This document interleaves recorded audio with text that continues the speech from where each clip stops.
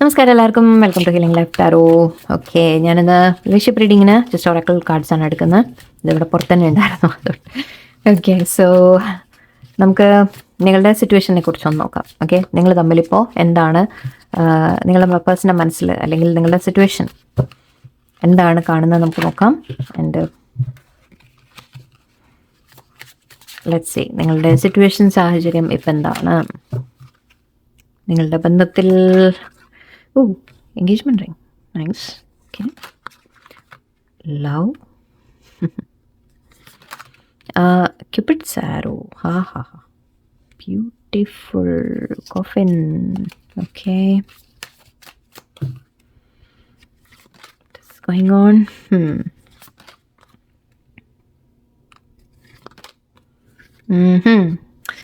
നിങ്ങൾ തമ്മിൽ ഒരു സെപ്പറേഷൻ എന്ന രീതിക്ക് എനിക്ക് കാണുന്നുണ്ട് മെയിനായിട്ട്. ഓക്കെ, സെപ്പറേഷൻ എന്ന് പറയുമ്പോൾ അഗൈൻ ഇവിടെ ഇവിടെ റണ്ണർ ചേസർ എനർജി ഉണ്ടായിരുന്നു. അതായത് ഇൻ ആൻഡ് ഔട്ട് പേഴ്സൺ ചെയ്ത് കാണും.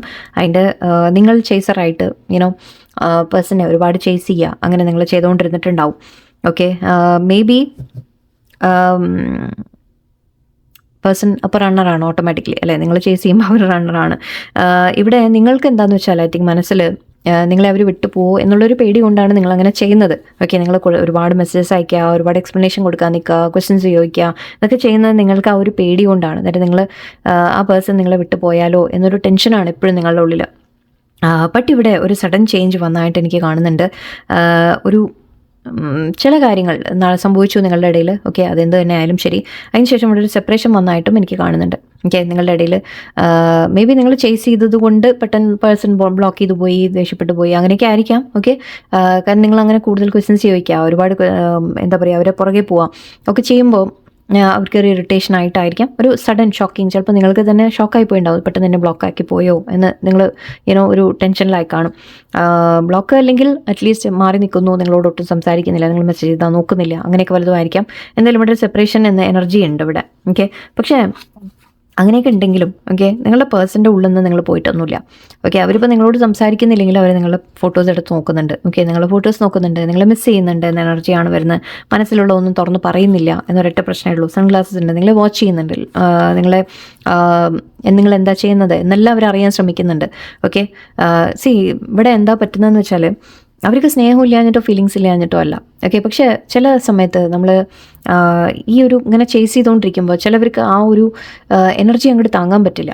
ഓക്കെ, അവർക്ക് കാരണം ആ ഒരു അറ്റാച്ച്മെൻറ്റ് വരുമ്പോൾ അവർക്കൊരു തരം സഫക്കേഷൻ ഫീൽ ചെയ്യും. അതുകൊണ്ടാണ് ഈ ചില സമയത്ത് ഇങ്ങനത്തെ പ്രശ്നങ്ങളൊക്കെ ഉണ്ടാവുന്നത്. എപ്പോഴും അല്ല, ചില സമയത്ത്.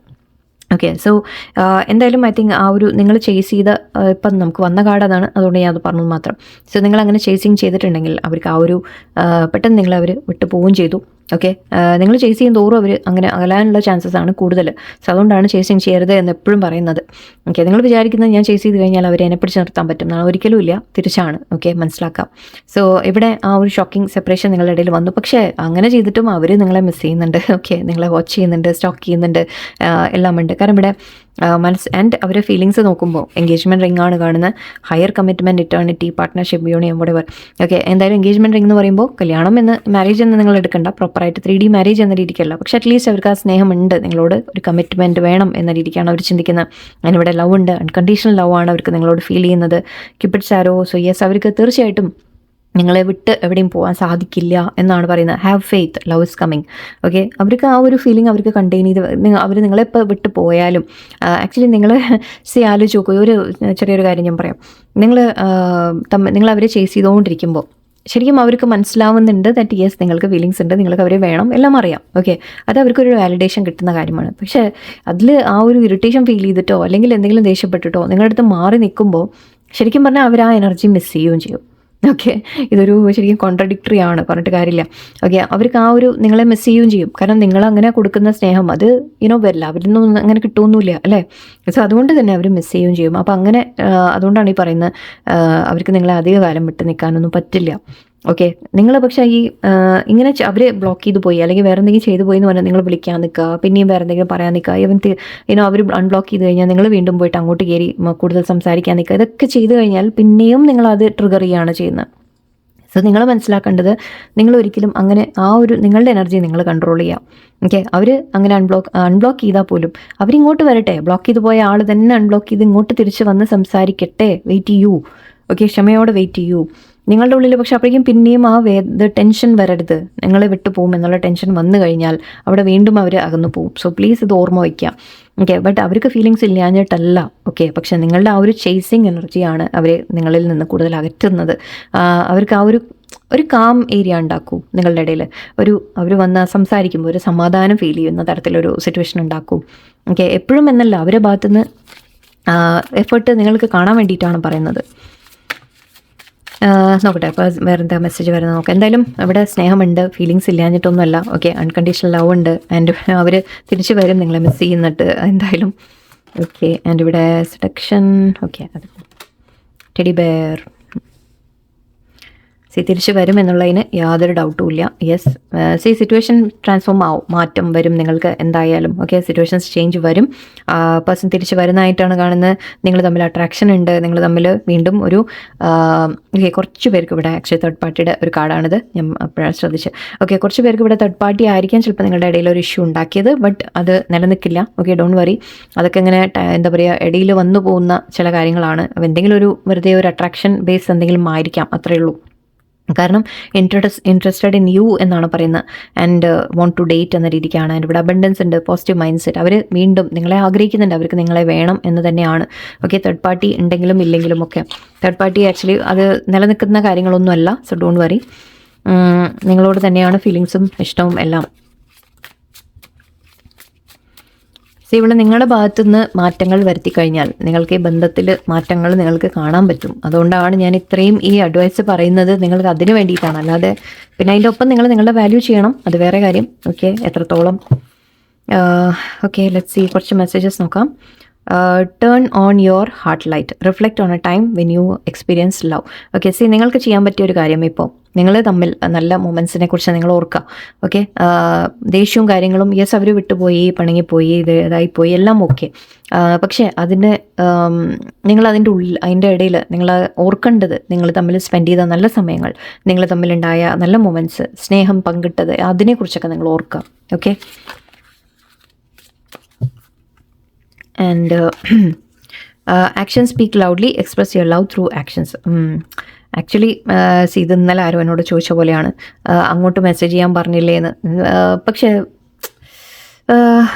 അത് ഏത് സിറ്റുവേഷനിലാണ് എന്നുള്ളതാണ്. നിങ്ങളുടെ ഫീലിങ്സ് എക്സ്പ്രസ് ചെയ്യുക എന്ന് പറയുമ്പോൾ നിങ്ങളോട് ഞാനിത് ചെയ്യാൻ പറഞ്ഞു കഴിഞ്ഞാൽ എന്താ പറയുക, ഇവിടെ കുളമാവും. അതുകൊണ്ടാണ് ഞാനത് പറയാത്തത്. നിങ്ങൾ ചെയ്യണ്ട എന്ന് പറയുന്നത്. ഈ കാർഡ് നമുക്ക് വേണ്ട. ഓക്കെ, അതിനെ നമ്മൾ ഇഗ്നോർ ചെയ്യാം. ഇതും ഓക്കെ, അത് വേണ്ട. നോ, സീരിയസ്ലി ഞാൻ പറയുകയാണ്. നിങ്ങൾ അങ്ങോട്ട് ചെയ്യാൻ പോയി കഴിഞ്ഞാൽ, നിങ്ങൾ സംസാരിക്കാൻ പോയി കഴിഞ്ഞാൽ നിങ്ങൾ ആ ഒരു മെസ്സേജിലോ ഒരു കാര്യത്തിലോ നിങ്ങൾ നിൽക്കില്ല. ഓക്കെ, നിങ്ങൾക്ക് ഫീലിങ്സ് ഉണ്ട്, സ്നേഹമുണ്ട് എന്ന് പറയാനുള്ളത് നിങ്ങൾ ഒരു വാക്കിൽ എഴുതേണ്ടത് നിങ്ങൾ ഒരു പാരഗ്രാഫ് എഴുതും, അവിടെ പ്രശ്നം വരും. ഓക്കെ, സോ നിങ്ങൾ ആക്ഷൻ എടുക്കുന്നുണ്ടെങ്കിൽ, സംസാരിക്കാൻ പോകുന്നുണ്ടെങ്കിൽ, ഓക്കെ, അത് നിങ്ങൾക്ക് ഒരു കാര്യം അവനവനെ നിങ്ങൾ കൺട്രോൾ ചെയ്യാൻ പഠിച്ചിട്ട് നിങ്ങളത് ചെയ്യാൻ പറ്റുക ചെയ്യാം. ഓക്കെ, കാരണം കാർഡ് വന്നതുകൊണ്ട് ഇനിയിപ്പോൾ എനിക്കത് പറയാതിരിക്കാൻ നിർത്തിയില്ല. ഓക്കെ, ആക്ഷൻ എടുക്കുക എന്ന് പറഞ്ഞാൽ ഓക്കെ, നിങ്ങൾ മെസ്സേജ് ചെയ്യാം, വേണ്ട എന്നല്ല. ഓക്കെ, പക്ഷേ തിരിച്ച് മറുപടി വരും എന്ന് നിങ്ങൾ എക്സ്പെക്റ്റ് ചെയ്യരുത്. വന്നില്ലെങ്കിൽ നിങ്ങൾ നിരാശപ്പെടരുത്. ഇതാണ് മെയിൻ പോയിന്റ്, അത് ഏറ്റവും വലിയ പോയിന്റ്. ഓക്കെ, അങ്ങോട്ട് നിങ്ങൾക്ക് ഒരു മെസ്സേജ് അയക്കണം, നിങ്ങളുടെ മനസ്സിലുള്ളത് പറയണം, അതും ചുരുങ്ങിയ വാക്കുകളിൽ പറയാം. ഓക്കെ, പാരഗ്രാഫ് കുറേ ടൈപ്പ് ചെയ്ത് 10 line 20 line don't do that. Okay, ചെയ്യരുത്. ഒറ്റ ലൈനിൽ നിർത്തുക, ഒരു വാക്കിൽ നിർത്താൻ ശ്രമിക്കുക. ഒരു വാക്കല്ല പോട്ടെ, ഒരു രണ്ട് സെൻറ്റൻസിൽ നിങ്ങൾ പറയേണ്ടത് പറയാൻ നിർത്തുക. ഓക്കെ, ആക്ച്വലി ഇതിന് കുറേ കോൺവെർസേഷനൊക്കെ എനിക്ക് പറഞ്ഞുതരാൻ പറ്റും. ബട്ട് ഇപ്പം ഇങ്ങനെ നമ്മളിപ്പോൾ പബ്ലിക്കായിട്ട് ഇപ്പം എനിക്ക് പറ്റില്ല, ഓരോരുത്തർക്ക് ഓരോന്നായിരിക്കും വേണ്ടത്.